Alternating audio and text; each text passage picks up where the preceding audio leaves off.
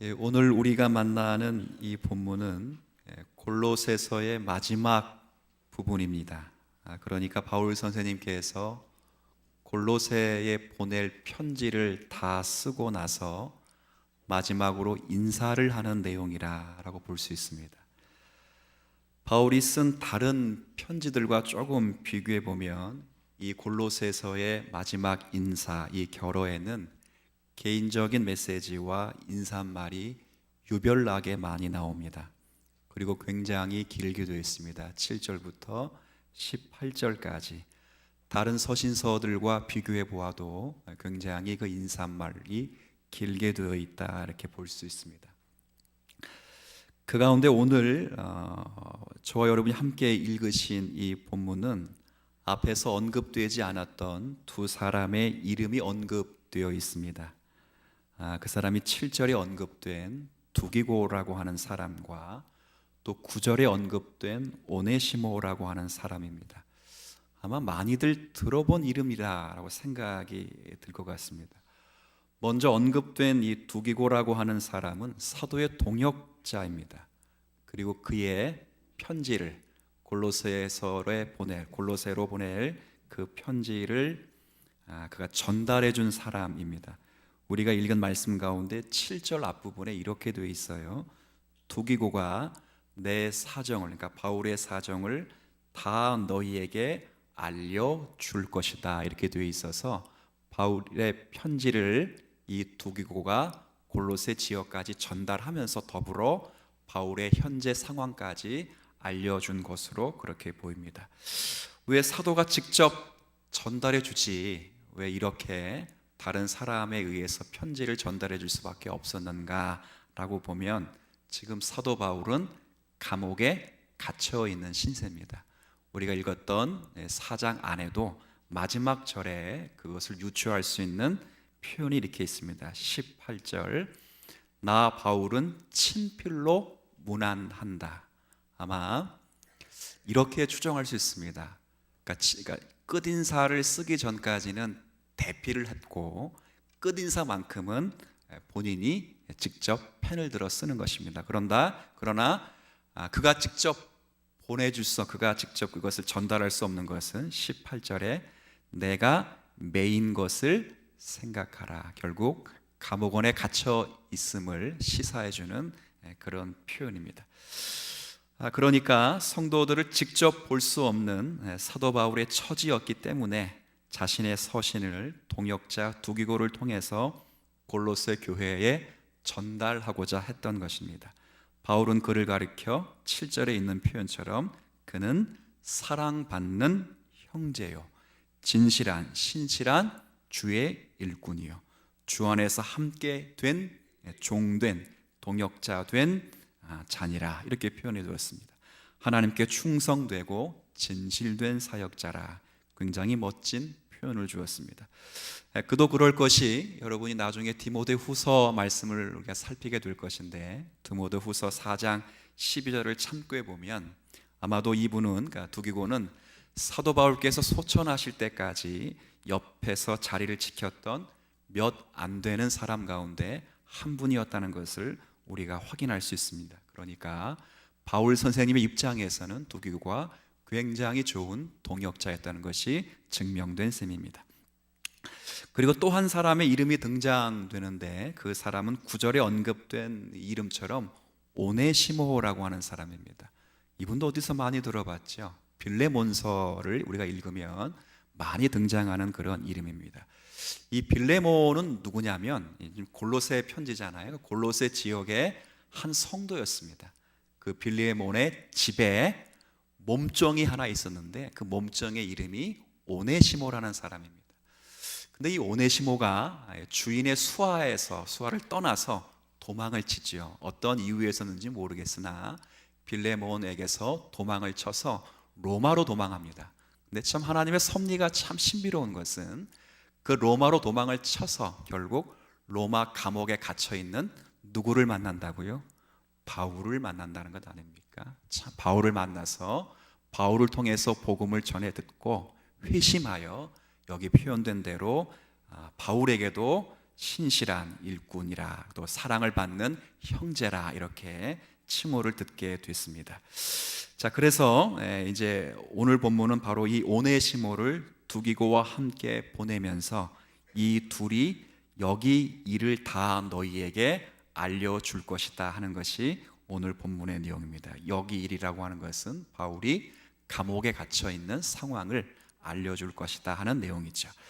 자, 오늘 본문 읽은 게 바로 그 표현입니다. 그런데 여기서 우리가 유심히 볼 표현이 있고, 우리가 한번 이 아침에 상고해야 될, 주목해야 될 내용이 있는데, 그것은 다른 것이 아니라 이 둘을 보낸 바울의 진짜 참 목적은 무엇인가, 의도는 무엇인가 하는 것이죠. 8절 한번 우리 다 같이 한번 읽어보실까요? 시작. 내가 그를 특별히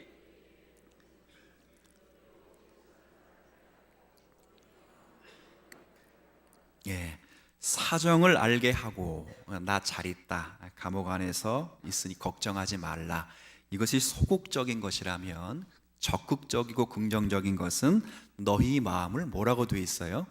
그러니까 사도 바울이 이 편지를 두기고의 손에 들려놓고 골로새에서 도망쳐 온 오네시모를 다시 보내는 것은 사도 바울의 사정만 알리려고 하는 것이 아니라 이 편지를 통해 골로새 교회를 뭐하기 위해서요? 위로하기 위함이다. 위로. 그래서 오늘은 이 말씀을 앞에 두고 사도 바울이 골로새 서술을 통해서 골로새 교회에게 어떤 위로를 주었길래 이 편지가 너희에게 위로가 될 것인가를 이해할 수 있을 것 같습니다. 이 골로새 교회를 무엇으로 위로하고 있었는가, 이미 우리가 지금 4장을 읽기 때문에 무엇으로 위로하고 있었는가가 맞겠죠. 1, 2, 3장에서 이미 다 한 이야기니까. 그건 다름 아니라 그리스도로 위로하고 있었습니다. 자, 한번 우리 2장을 한번 좀 가볼게요. 2장.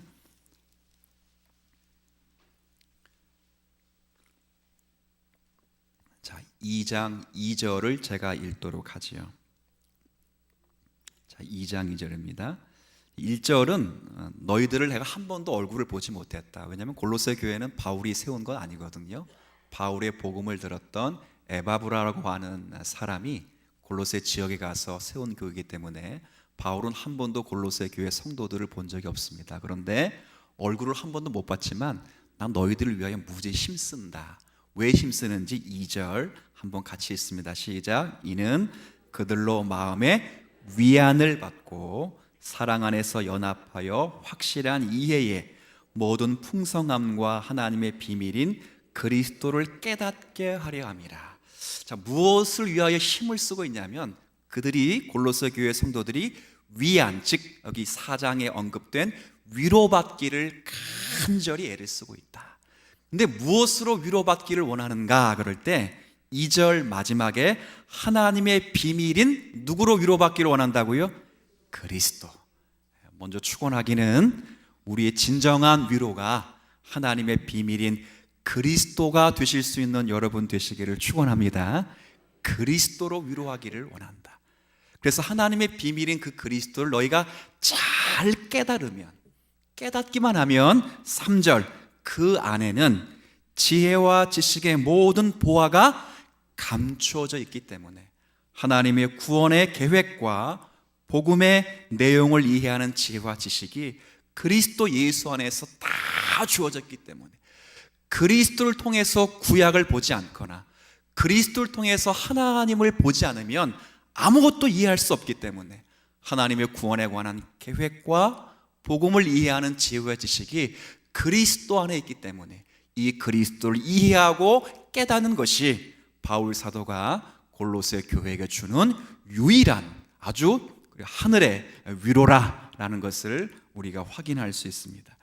그리고 1장부터 2장 전체는 바로 그 위로 자체이신 그리스도로 인해서 어떤 은혜를 받았는가, 그리고 그 그리스도가 어떤 분이신가, 이 두 가지를 아주 길게 설명을 해요. 일단 먼저 이 그리스도로부터 어떤 은혜를 받았는가는 우리 1장을 통해서 한번 읽어보도록 하지요.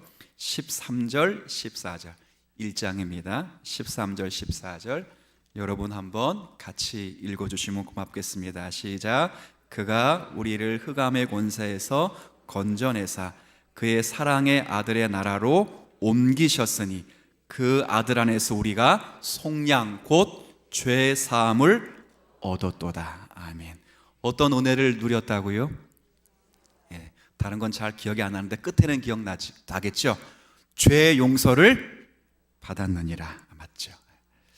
하나님께서 죄 가운데 태어나서 사실은 죄 가운데 살면서 허랑방탕한 삶을 살아갈 수밖에 없었던 우리들을 그리스도 안에서 건져주셨다 그 말입니다. 세상의 즐거움에 빠져 살면서 영원에 대해서는 인식조차 할 수 없었던 그렇게 비참한 인생이었던 우리들을 하나님의 자녀 삼아주시고 하나님 앞에서 존귀하고 거룩한 존재가 되게 하셨다 그 말이죠.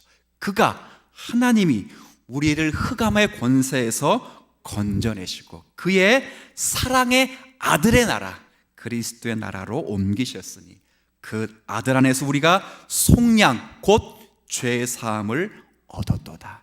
얼마나 감사한 일입니까? 절망 가운데 있던 죄 가운데 있던 우리를 구원해 주신 하나님의 은혜, 이것이 우리가 누리는 위로이며 복이라 바울이 말하는 거예요. 제가 지난 한 주간 이렇게 신방을 하다가 정말 기도 제목 하나 때문에 큰 힘과 위로를 하나 얻었던 것이 있어요. 오늘 이 예배 자리에 앉아 계셔서 좀 쑥스럽긴 하시겠지만 좋은 예니까 제가 좀 들어드릴게요. 새신자입니다. 우리가 보통 새신자 그러면 다른 교회에서 오신 분들도 우리는 통상적으로 뭐라 불러요?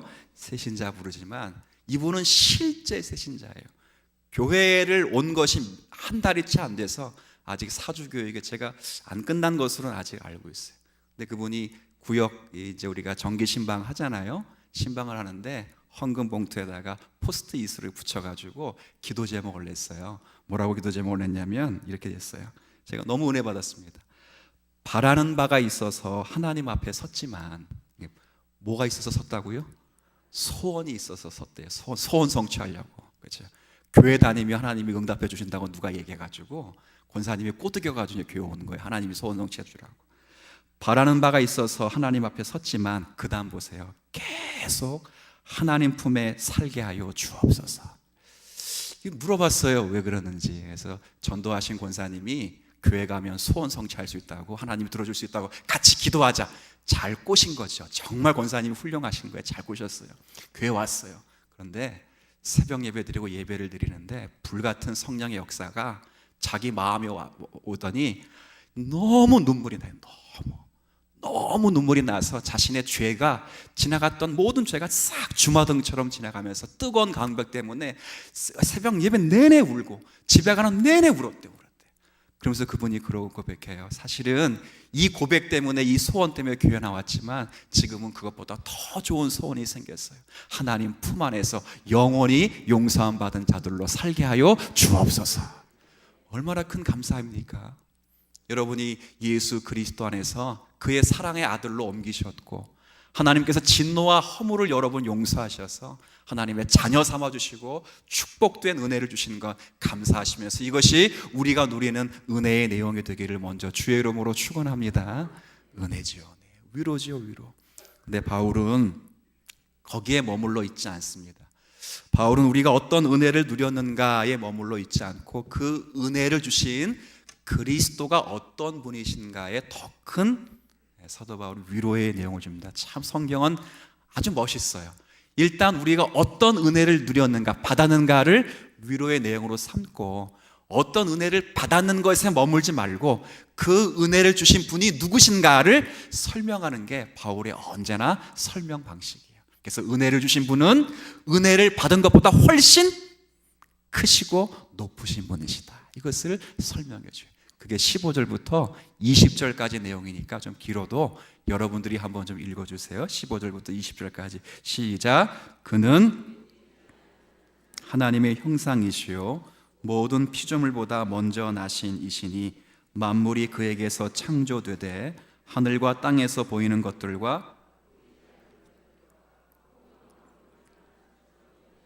통치자들이나 권세들이나 만물이 다 그로 말미암고 그를 위하여 창조되었고 또한 그가 만물보다 먼저 계시고 만물이 그 안에 함께 섰느니라. 그는 몸인 교회의 머리시라. 그가 근본이시요 죽은 자들 가운데서 먼저 나신 이시니 이는 친히 만물이 으뜸이 되려 하심이요 아버지께서는 모든 충만으로 예수 안에 거하게 하시고 그의 십자가의 피로 화평을 이루사 만물 곧 땅 위에 있는 것들이나 하늘에 있는 것들이 그로 말미암아 자기와 화목하게 되기를 기뻐하심이라. 아멘. 15절부터 20절까지 그는 전부 그리스도의 그리스도. 15절, 그리스도는 보이지 아니한 하나님의 형상이요 모든 피조물보다 먼저 나신 이 만물이 그리스도에게서 창조되되 하늘과 땅에서 보이는 것들과 보이지 않는 것들과 혹은 쭉 17절, 또한 그리스도가 만물보다 먼저 계시고 만물이 그리스도와 함께 섰느니라. 이렇게 해서 전부 그는 그리스도이십니다. 우리를 죄와 사망에서 건져주신 것도 참 감사한 것인데 우리가 누릴 수 있는 최고의 위로와 감사의 내용은 사실은 이것보다 더 큰 거예요. 그게 뭐예요? 예수 그리스도가 친히 우리의 머리가 되어주시고 우리는 그 머리이신 그리스도로부터 충만함을 받는다. 이게 사도 바울이 말하는 위로의 내용이에요. 18절 19절이 그 이야기 하는 거예요. 18절 19절 제가 다시 읽을게요. 그리스도는 몸인 여러분 같은 교회의 뭐라고요? 머리시다. 그리스도가 근본이시오 죽은 자들 가운데서 먼저 나신 이시니 이는 친히 만물의 으뜸이 되려 하심이요 아버지께서는 모든 충만으로 그 안에 우리를 거하게 하신다. 그거죠. 이보다 큰 위로가 있어요. 우리를 죄와 허물 가운데 건져내서 구원해 주신 것도 참 은혜이며 큰 위로인데 이것보다 더 큰 은혜는 그런 구원을 주실 수 있는 주님이 우리를 구원하신 후에 우리의 머리가 되시고 하나님은 그리스도 안에 우리를 충만케 하시기를 원하셨다. 그거죠. 이것보다 더 큰 위로가 어디 있어요? 바로 이것입니다. 그래서 20절에 그의 피로 구속을 받아 하나님과 화목된 자들에게는 하나님께서 그리스도 안에 있는 모든 충만을 바로 그들에게 채우기를 기뻐하셨습니다. 이게 20절의 내용이에요. 이게 바울이 골로새 교회에게 말하는 가장 큰 위로의 내용입니다. 죄와 사망 가운데 우리를 구원해내셨다. 이것도 감사하고 큰 위로인데 그것뿐만 아니라 그리스도께서 구원하신 우리들의 머리가 친히 되어주시고 하나님께서는 그 머리이신 그리스도 안에 있는 모든 충만을 몸인 교회에 쏟아 부어 계신다. 그것이 복음이고 가장 큰 위로다. 이 감옥에서 있는 바울이 골로새 교회를 향하여 쓴 편지의 위로의 내용이었습니다. 아마 이런 이야기는 사실은 제 설교를 들어본 분들은 많이 들어보았을 것이다 생각이 듭니다.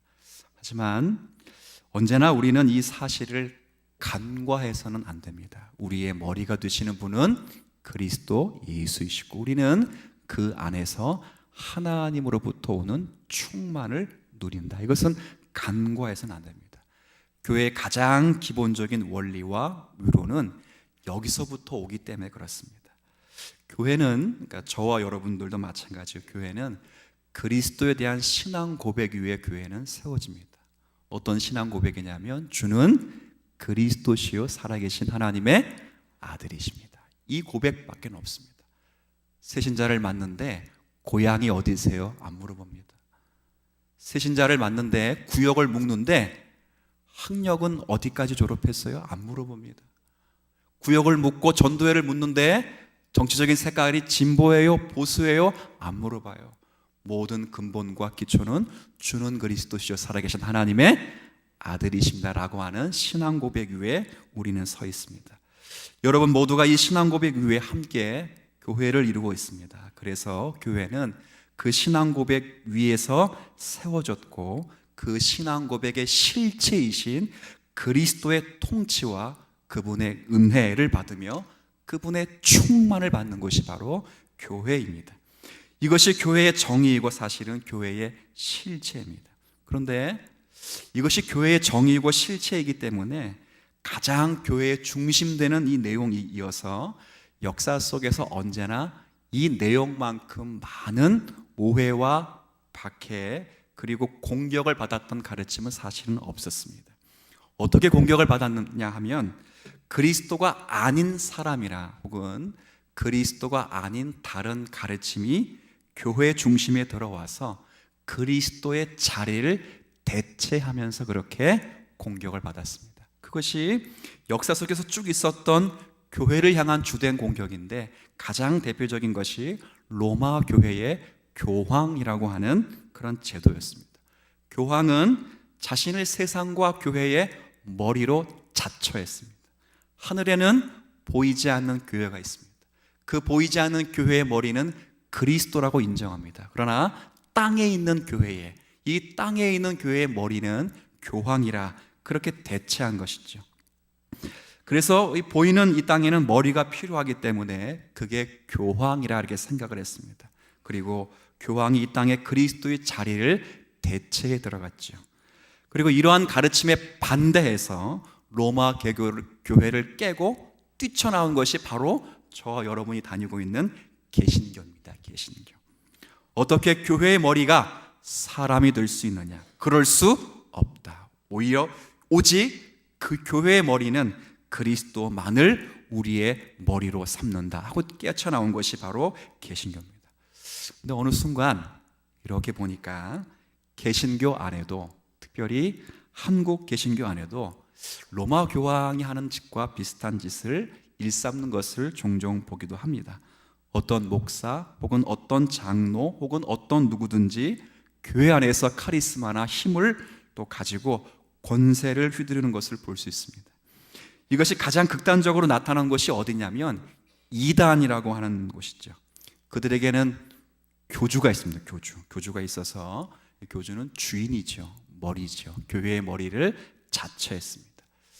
제가 지난주는 은혜도 받았지만 지난 목요일 날은 굉장히 좀 목요일이 아니 금요일인가요? 제가 굉장히 기분이 좀 나쁜 일이 있었습니다. 어떤 나쁜 일이 있었냐면, 신방을 다 끝나고 이렇게 교회당에 들어왔는데 제 3층 사무실 앞에 서류 봉투, 노란 봉투가 이렇게 있어서, 아니 어떤 성도님이 두고 가셨는가, 아니면 누가 또 뭐 판촉물인가 하고 가서 안에 딱 보니까 제가 좀 많이 충격받고 교육자들에게도 참 주지를 했는데, 이렇게 돼 있어요.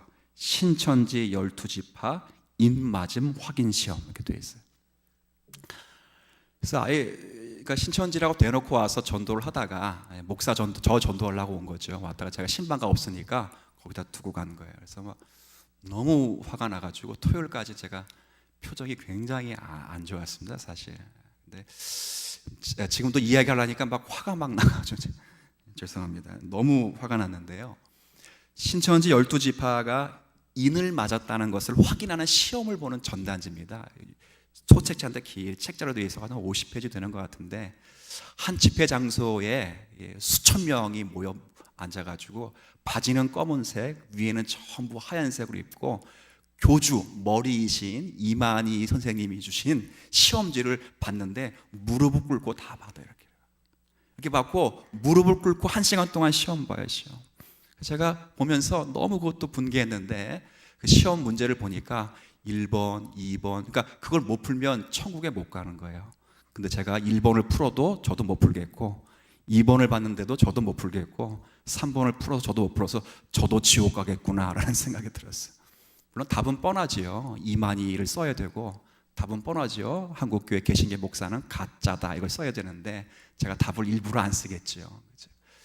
너무 그렇습니다. 맞아요. 그 사람들은 이만희가 교주고 이만희가 머리입니다. 머리로서 그리스도를 대체해서 교회에 그렇게 갔지요. 그러나 우리는 성경이 말하듯이 교회의 머리는 오직 하늘 보좌 우편에 계신 그리스도 한 분뿐이고, 그리스도의 충만이 나타나는 곳이 바로 교회라고 성경은 정의를 내리고 있습니다. 그러면 여러분, 그리스도께서 교회의 머리가 되신다는 말은 과연 무슨 말인가? 이 말을 좀 이해하셔야 됩니다. 잘 이해를 하면서도 우리의 생득적, 피부적으로 잘 못 느끼시는 것 같아서 또 이야기를 합니다.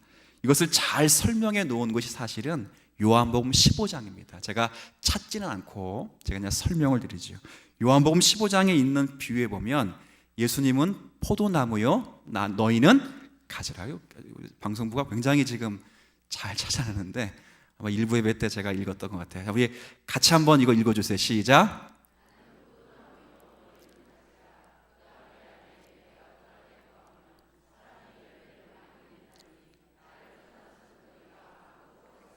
이 말씀 잘 보이죠? 이게 그리스도가 머리 된다는 의미입니다. 예수님은 포도나무입니다. 그리고 우리 모두는 그 나무에 붙어있는 뭐라고요? 가지입니다. 가지. 근데 한 나무에 하나의 가지만 있지 않습니다. 예수 그리스도 한 분이시지만 가지는 수없이 많습니다. 그런데 잘 아시죠? 놀라운 것은 그 가지가 포도나무에 붙어 있기만 하면 그 가지는 생명을 얻고 반드시 열매를 맺게 돼 있습니다. 놀라운 비밀입니다. 가지가 열매를 맺는 것도 아닙니다. 가지가 원액을 빨아 올리는 것도 아닙니다. 원액과 열매를 맺히는 것은 나무입니다. 나무. 근데 맺히는 것은 어디에 맺힌다고요? 가지에 맺힙니다. 우리가 할 일은 그리스도 안에 붙어 있는 것입니다.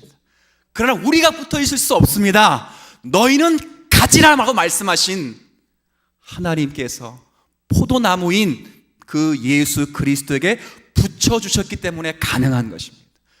우리가 그리스도를 머리라고 할 때는 바로 그 머리이신 그리스도 안에 있을 때 그리스도로부터 오는 생명과 진리와 영생과 열매를 우리가 맺을 수 있다는 것을 성경이 우리에게 말씀하는 것입니다.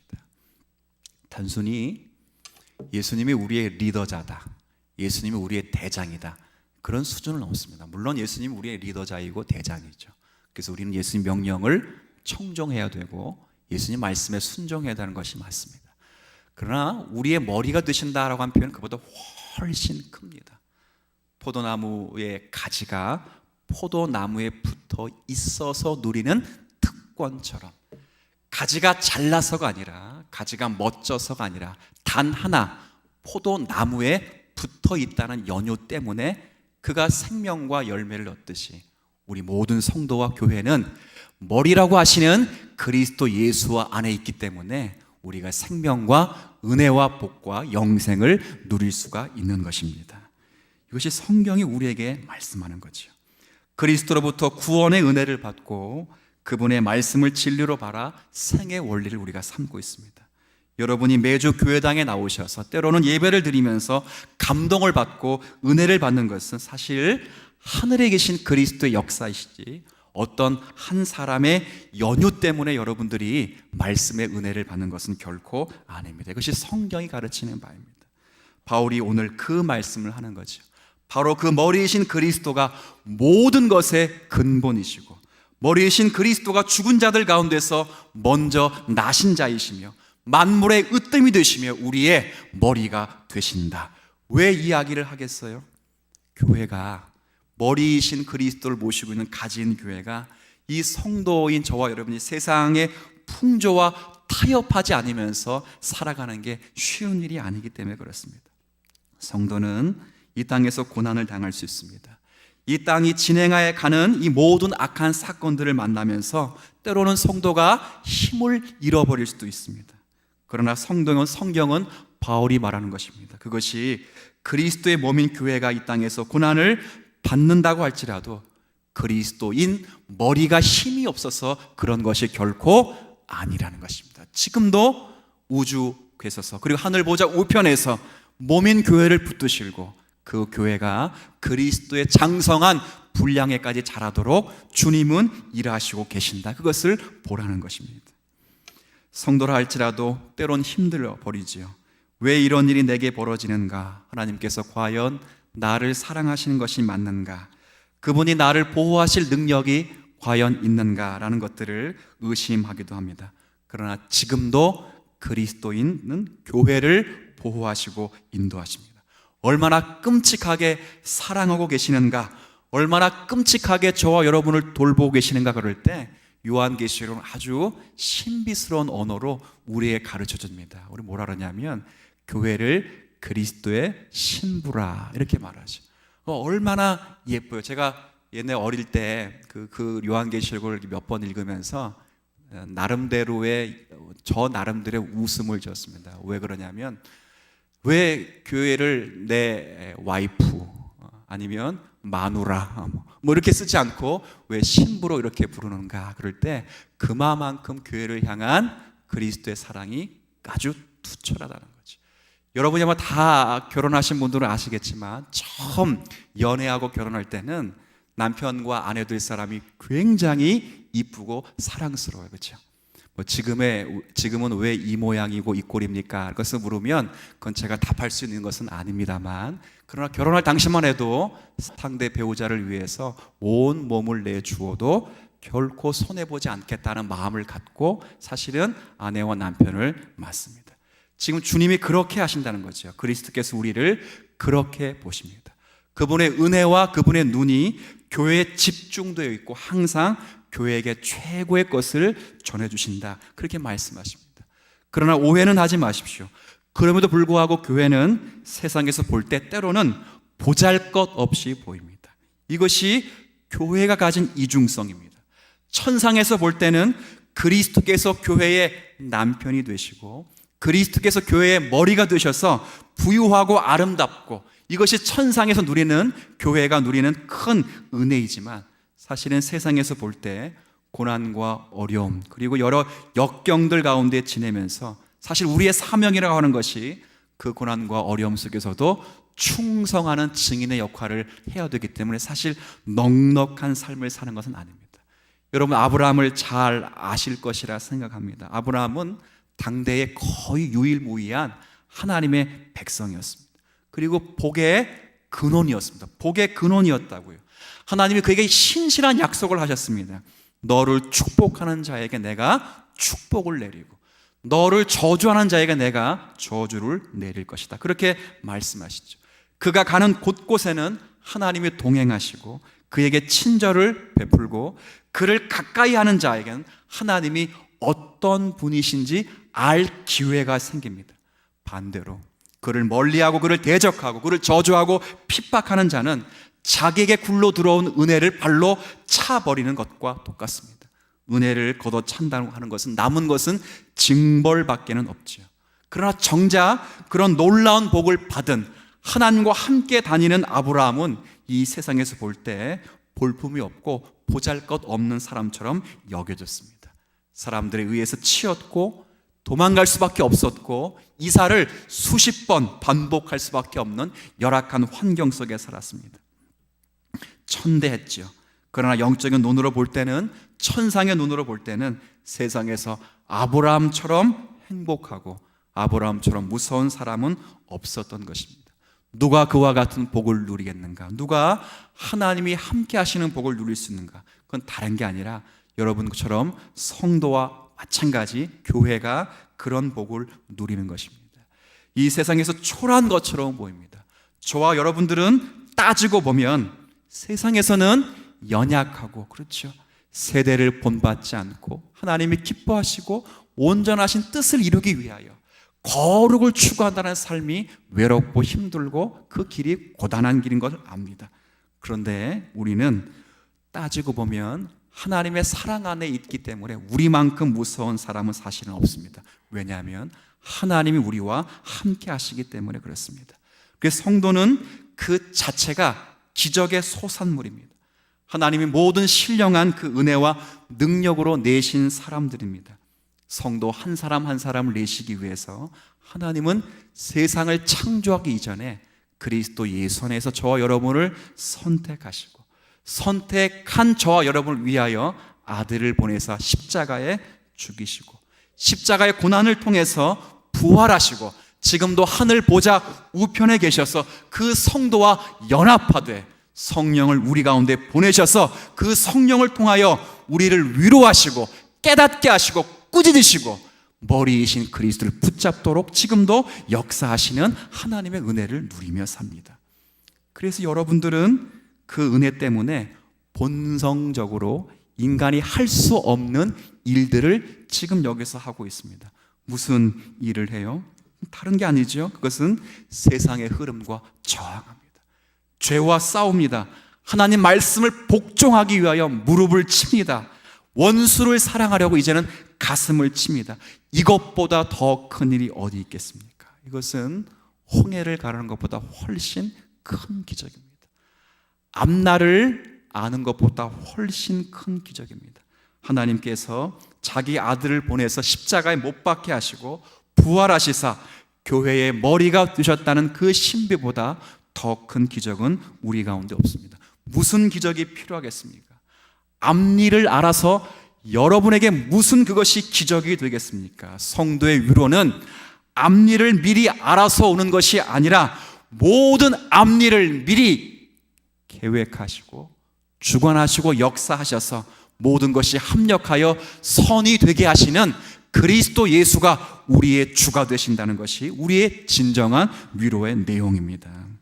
세상보다 더 큰 하나님이 나의 아버지가 되시고 나를 돌보시고 내가 그리스도가 소유가 된 것이 이것이 진정한 위로지요.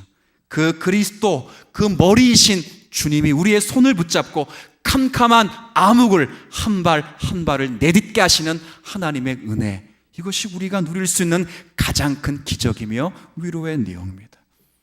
우리가 모인 교회도 마찬가지입니다. 이 세상에 교회만큼 복된 곳은 없습니다. 제가 영적인 비밀을 하나 알려드릴게요. 세상이 복을 받으려면 하나 있습니다. 아브라함을 축복하듯 누구를 어디를 축복하면 돼요? 그렇죠. 제가 대통령이 되면 이렇게 이야기하고 싶은데 그래도 안 믿겠죠. 진짜예요. 세상이 복을 받으려면 교회를 축복하면 됩니다. 여러분 믿으십니까? 진짜예요. 진짜예요. 세상은 그런 운명을 갖고 있지 못하는 것이 하나님이 그들에게 허락하신 질서이기 때문에 안타깝죠. 그러나 우리는 복을 받아 누리는 사람입니다. 이 세상에서 교회만큼 복된 것은 없습니다. 왜요? 그리스도께서 머리가 되시고 자신에게 있는 모든 지체에게 생명과 은혜를 베푸시는 이곳만큼 복된 곳은 없습니다. 영적인 생명은 교회 밖에서 일어나지를 않습니다. 포도나무 안에 있어야 가능한 것입니다. 그렇게 교회는 영광스러운 곳입니다. 주님 사랑교회도 마찬가지입니다. 올해 40년의 역사를 보냈습니다. 그리고 보내고 있습니다. 매주마다 특별한 행사를 통해서 그 하나님의 은혜를 찬미하며 감사하고 있습니다. 그러나 이 교회가 하나님 앞에 감사하고 희망이 있고 소망이 있는 것은 목사가 훌륭해서도 아닙니다. 성도 여러분이 훌륭해서도 아닙니다. 이 교회가 재정이 많고 주의 일을 잘 감당하고 선교와 전도를 열심히 해서도 아닙니다. 이 교회가 참되게 희망 있는 것은 이 교회의 머리이신 그리스도께서 몸인 주님 사랑 교회를 친히 당신의 장성한 분량에까지 자라게 하실 것이기 때문에 교회는 희망이 있는 것입니다. 제가 40년 역사를 준비하면서 제가 놀랬던 것이 있습니다. 여러분들은 모르시겠지만 40년 역사 속에서 10년이라는 교회 역사가 유실됐습니다. 유실. 정확히 표현하면 유실됐습니다. 그것이 고의로 유실된 것인지 아니면 그냥 잃어버린 걸 모르겠습니다. 또 하나는 5년이라는 역사가 없었습니다. 이 역사 15년을 잊기 위해서 굉장히 교육자들과 수고를 많이 했습니다. 제가 거기서 뭘 느꼈냐면 그래, 이 교회가 보존되고 이 지금까지 있는 것은 사람은 떠나고 바뀌어도 이 교회의 주인은 예수 그리스도이셨기 때문이라는 것을 느꼈습니다. 우리는 그렇게 사는 것입니다. 우리가 잘나서 우리가 여기에 있는 것도 아니고 머리이신 그리스도께서 우리를 붙드시기 때문에 여기에 있는 것이고 그 그리스도가 우리의 머리이신 이상 우리는 어떤 외면과 어떤 고초도 그것이 값이 없는 것이 아니라 포도나무에 있는 가지가 열매를 맺는 것처럼 우리에게 열매를 맺게 하시는 하나님의 은혜의 방편까지 된다는 것 기억하셔서 우리가 죄사함 받고 우리의 머리 되신 그리스도가 우리의 주가 되신다는 것으로 위로를 얻는 주님 사랑교회 모든 성도 되시기를 주의 이름으로 부탁을 드리겠습니다. 하나님, 함께 교회를 이룬 권석을 사랑해 주셔서 죄사함의 은혜를 허락하시고 죄사함 받게 하신 것도 큰 은혜인데 우리를 또 몸으로 삼으시고 우리를 신부로 삼으시며 친히 신랑이 되어주시고 머리가 되어주신 것 감사합니다. 우리는 그의 장성한 분량까지 자라게 할 것입니다. 때론 세상에서 보잘것없는 자들로 취급을 당할지라도 주님이 우리의 머리이시기에 그 안에서도 자라가게 될 것입니다. 이것이 성도의 온전한 위로와 복의 내용이 되게 하여 주옵시고, 주님 사랑 교회가 앞으로 이 복과 위로의 내용을 끊임없이 가슴에 잘 간직하여 자라가는 은혜를 누리게 하여 주옵소서. 감사드리며 예수님의 이름으로 기도 올립니다.